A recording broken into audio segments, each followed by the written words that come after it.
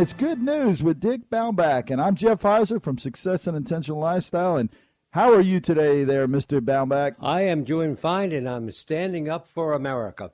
Standing up. And listeners, he actually is. He wanted to try something new and healthy in the studio, and he's standing up in front of the mic.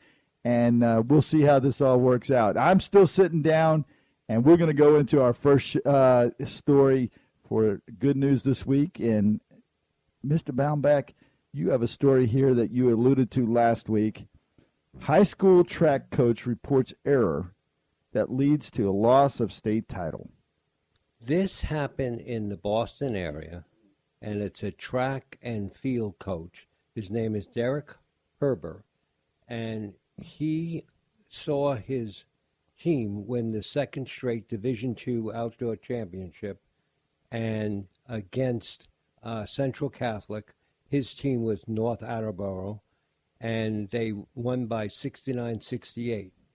The next morning, he was crunching numbers in his record book, and he had a difficult time getting to the 69, and he realized the officials made a clerical error in scoring the finals of the 110 meters. Wow. He contacted them and said, no, it's not fair. They need to win. Wow. You know, how many coaches do you think would do that? Oh, it's unbelievable. Unfortunately, my experience has been there's a lot of coaches that just want the win. Any way it can come, they want the win. And here's Derek. He says, no, that's not correct. I'm going to be honest about it. Right. Yeah. What did is there anything about what the school said? Or both schools honored him, and the association said it's the first time it's happened in their history. Wow.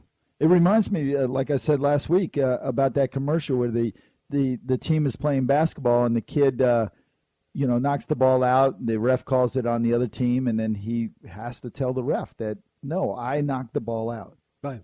Exactly. And that's people being honest. I have to share with you about, I watch baseball all the time, and my favorite team is the Rays. And the other night, Evan Longoria is up to bat, and the ball gets thrown, and the umpire says that the ball hit Evan. And actually what it did was it hit off the end of his bat. And he's saying, no, it hit off the end of my bat. And the umpire saying, no, take first base. And he's going, no, I want to hit. It hit off the end of the bat. And it's like one of the first times that I've seen the batter go to his manager and say, I want this reviewed because it hit off the end of my bat. It did not hit me.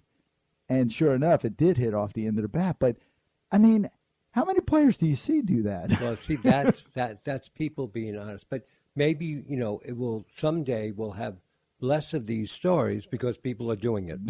Right. I just thought it was a great example for young people. So the next story leads right into this, actually. Minor league ball player's first home run is caught by dad. Yep. And this is Conrad Gregor. He is the Astros, and it was his first Midwest League game, and he hit a home run, and the person who caught it was his dad in the stands. Now, what are the odds of that happening? That's good news for the family. That is really good news. In fact, it's such good news, I would have went out and bought a lotto ticket that day. Well, I think that maybe that's like the story that we had about the bowl, Oh, yeah. Maybe in a couple of years, that'll be worth $2 million. Yeah, so true. So the next story you have is about a 91-year-old woman breaks marathon record. Yeah, this is Harriet. She's not related to the lady from a couple of weeks ago. The judo lady at 98. Right. Yeah, this one's 91.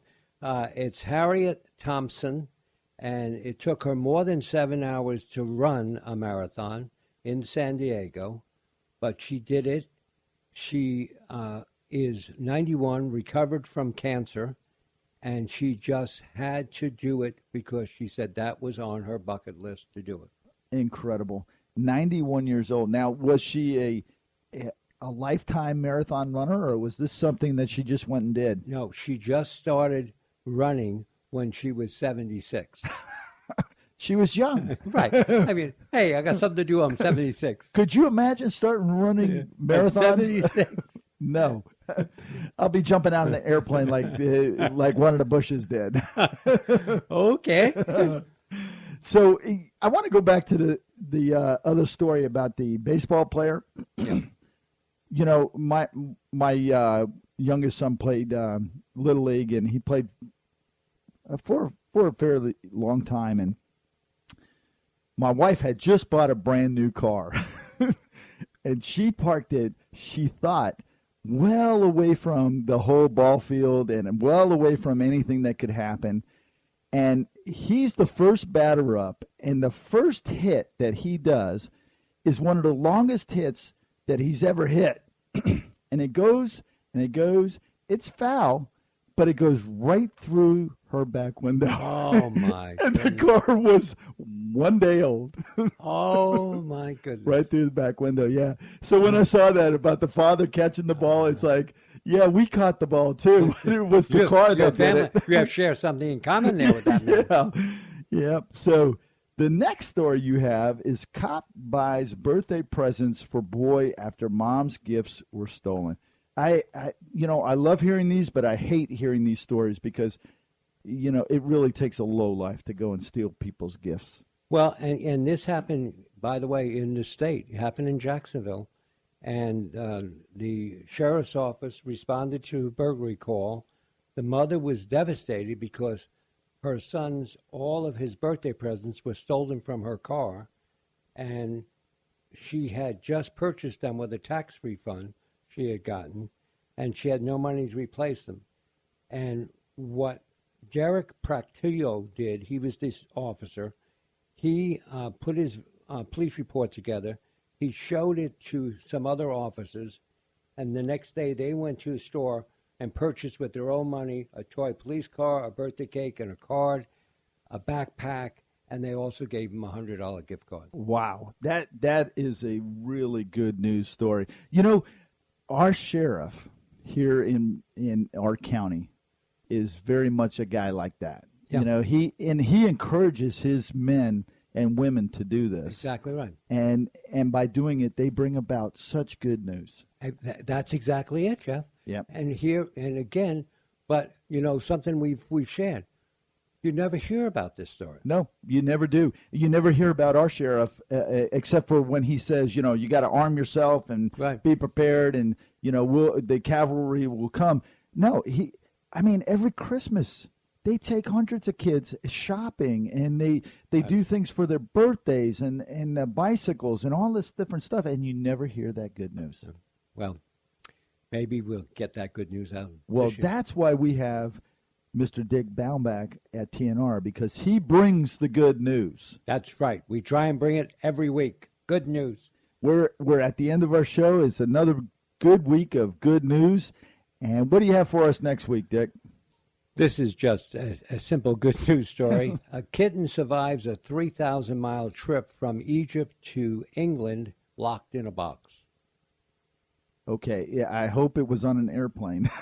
I do too. Thank you very much for being here again, Mr. Baumbach, and bringing us your good news for the week. We will see you again next week. Yes, sir. And have a great week. Thank you. Take care, everyone.